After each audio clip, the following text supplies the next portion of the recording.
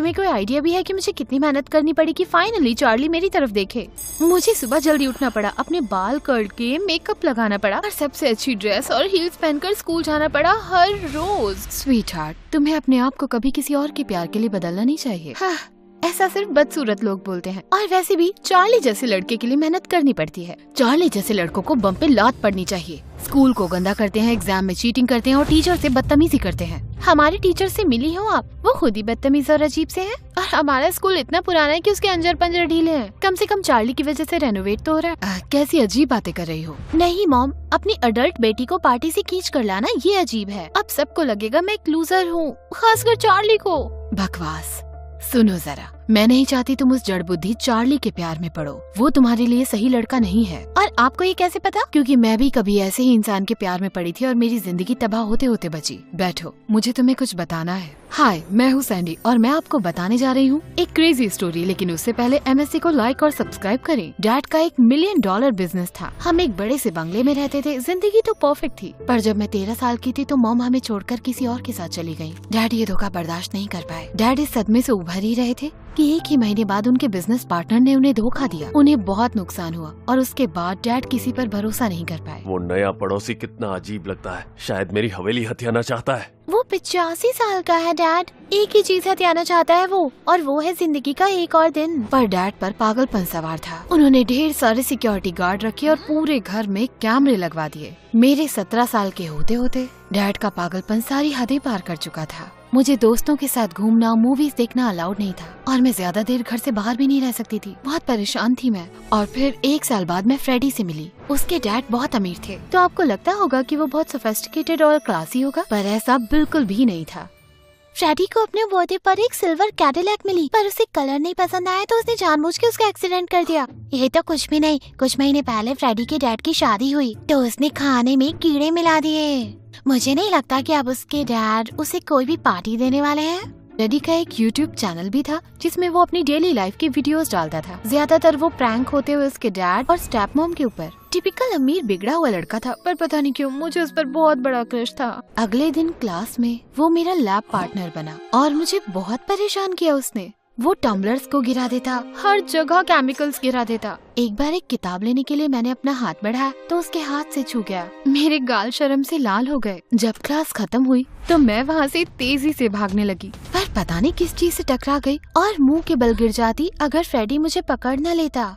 हमेशा ऐसे ही गिरती पड़ती रहती हो या कोई मेरा खास असर है तुम पर? दोनों चीजें हैं एक्चुअली। फ्रेडी ने एक मुस्कान दी और कहा कि वो मेरे साथ चलेगा। हम दोनों ने मिलकर साथ में लंच किया और उसके बाद से हम काफी करीब आ गए। जल्द ही फ्रेडी और मैं डेट करने लगे और उसके साथ जिंदगी बहुत मस्त थी। मैं हर रात चुपके से निकलकर क्रेजी पार्टीज में जाती, फैंसी नाइट क्लब्स में और बहुत एक्सक्लूसिव रेस्टोरेंट्स में, जहाँ मैं फ्रेडी के सारे दोस्तों से मिली और सारे के सारे बहुत अमीर थे। मुझे बहुत मजा आ रहा था और सबसे अच्छी बात पता है क्या? फ्रेडी बहुत स्वीट लड़का था। मैं उससे कोई भी बात कर सकती थी और हम दोनों में बहुत कुछ कॉमन था। मेरे डैड ने मुझ पर कभी ध्यान नहीं दिया जब तक मैंने उनकी शादी नहीं बिगाड़ी, क्योंकि सांप जैसी उस सौतेली माँ ने कहा मुझ पर नजर रखे। कम से कम तुम आजाद तो हो, मैं तो अपने घर में ही कैदी हूँ।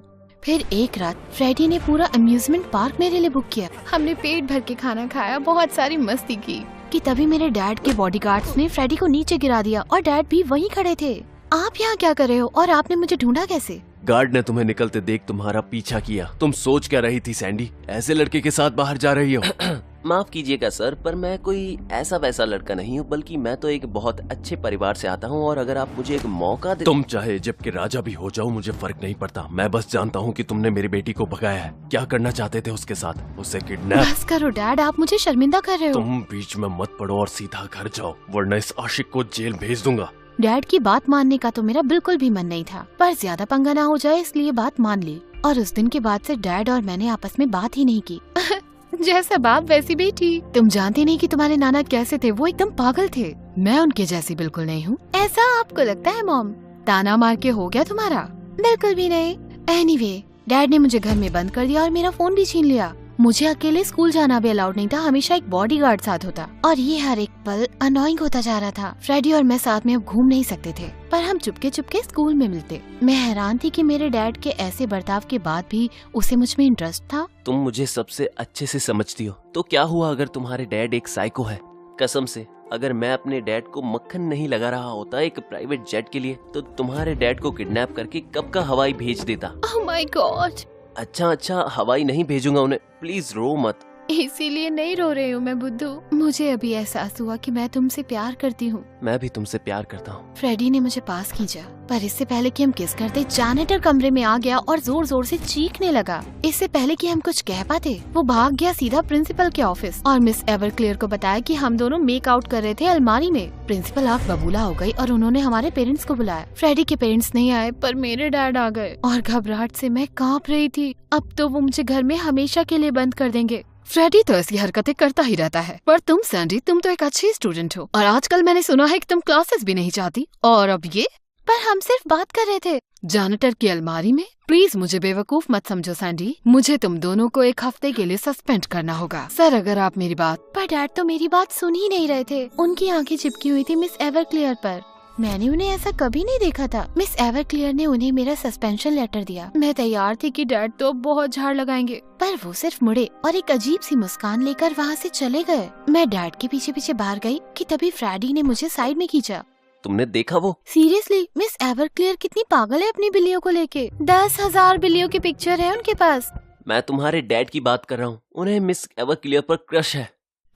नहीं, उन्हें बस काम का स्ट्रेस है। नहीं, मैं जानता हूँ, मैंने उनकी आंखों में मैम के लिए प्यार देखा है। तुम्हारे डैड मिस एवरक्लेयर को पसंद करते हैं और शायद ये हमारी प्रॉब्लम का सोल्यूशन भी हो सकता है। मैं कुछ समझी नहीं। अरे समझना क्या है, अगर तुम्हारे डैड एक रिलेशनशिप में होंगे तो हमारे रिलेशनशिप में वो टांग नहीं अड़ाएंगे, फिर हम जो चाहे वो कर सकते हैं।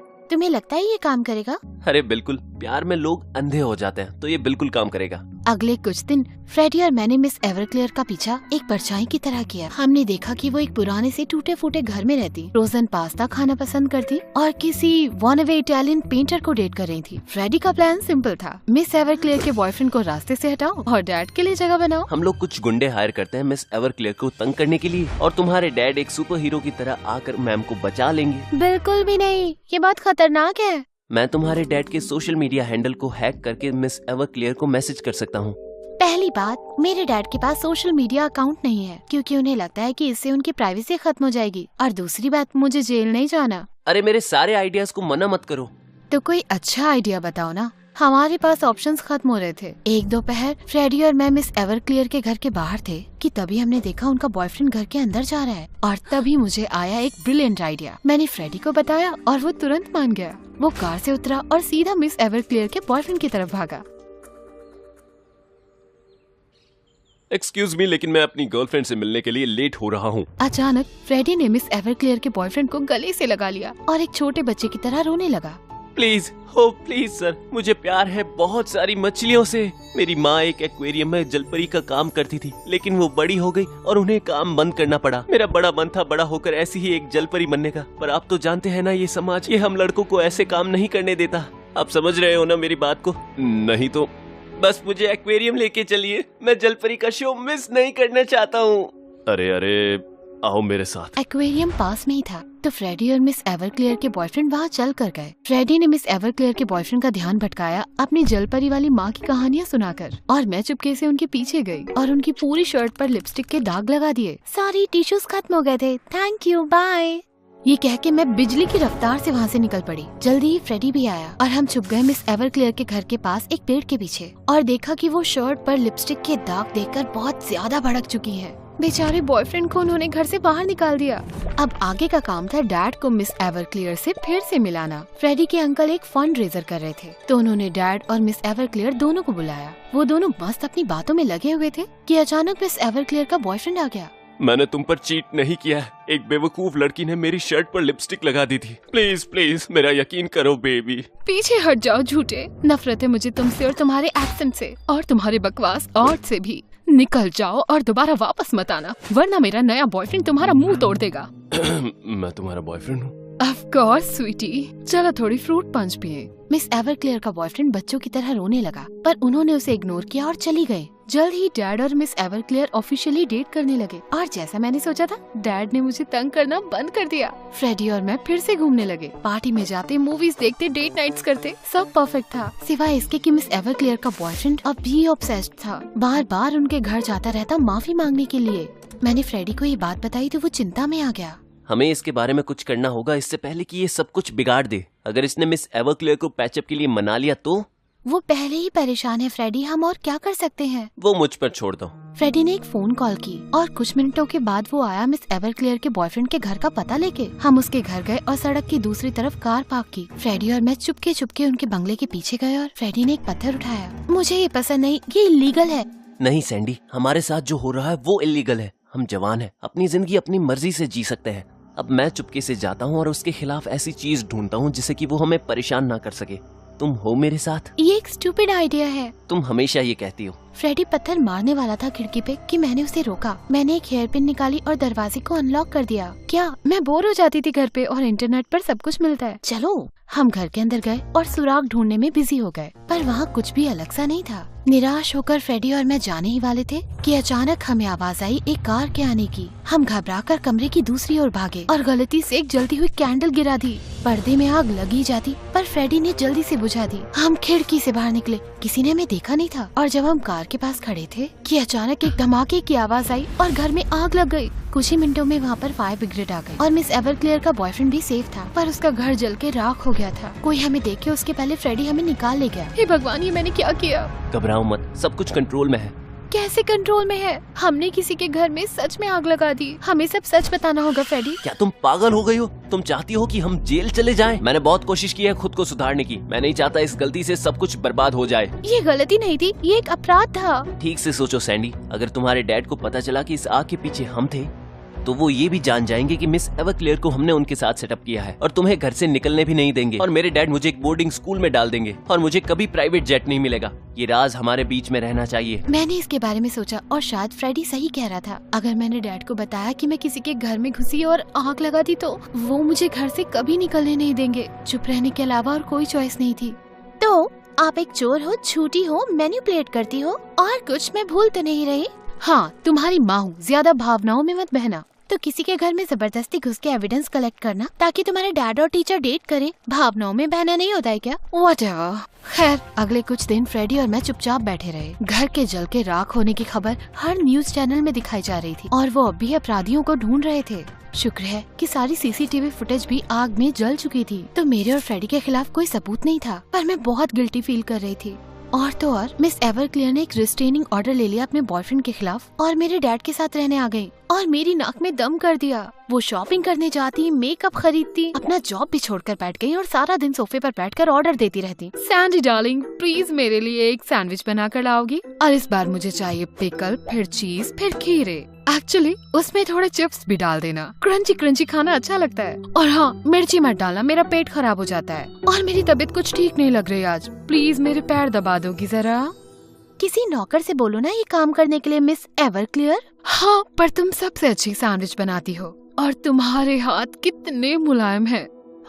कितनी अनोइंग है ये। मैं इसके बारे में डैड से बात करना चाहती थी, पर वो बहुत समय के बाद इतने खुश थे, मैं उनसे ये चीज छीनना नहीं चाहती थी। तो मदद के लिए मैं फ्रेडी के पास गई। स्कूल खत्म होने तक इसे झेल लो थोड़ा और उसके बाद हम कॉलेज चले जाएंगे और सब कुछ ठीक हो जाएगा। हम साथ में रहेंगे। कैसे? पूरी जिंदगी मैं हमेशा अपने डैड के साथ रही हूँ फ्रेडी, और अब ये स्टूपिड सा सीक्रेट मुझे बहुत तंग कर रहा है। मैं पागल हो जाऊँ, इससे पहले मुझे अपने डैड से बात करनी होगी। तुम ऐसा नहीं कर सकती, मैं नहीं करने दूंगा। मुझे तुम्हारी परमिशन नहीं चाहिए। ठीक है, जाओ, बिगाड़ दो सब कुछ। जानती हो सैंडी, तुम्हारी यही दिक्कत है, तुम बहुत कमजोर दिल की हो, इसीलिए तुम्हारे डैड तुम्हें इजीली कंट्रोल कर सकते हैं। मुझे देखो, मैंने अपने लिए लड़ाई की और अब शायद मुझे प्राइवेट जेट भी मिल जाएगा। तुम्हें लगता है कि मैं तुम्हारे लायक नहीं हूँ? तो फिर जाओ ढूंढ लो किसी और को, अकेला छोड़ दो मुझे। फ्रेडी के और कुछ कहने से पहले मैं मुड़ी और वहाँ से चली गई। मैंने फैसला किया कि डैड को सच बताऊंगी कि मैंने मिस एवरक्लेयर और उनके बॉयफ्रेंड का ब्रेकअप कराया और उनके घर में आग भी लगा दी। पर जब मैं घर पहुँची तो हैरान हो गई देखकर कि घर पर पुलिस आई हुई थी।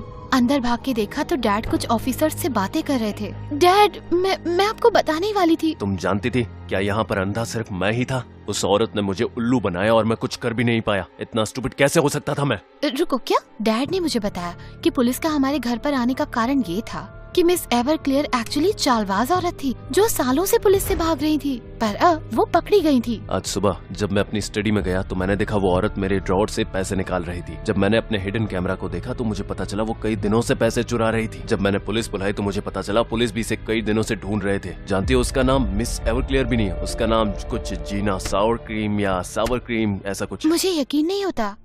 शायद प्यार मेरे नसीब में है ही नहीं, कमी शायद मुझ में ही है। डैड रोने लगे और मुझे अपने दिल में दर्द महसूस हुआ। मैंने उन्हें बिठाकर सब कुछ बता दिया। वो बस मुझे देखते ही रहे।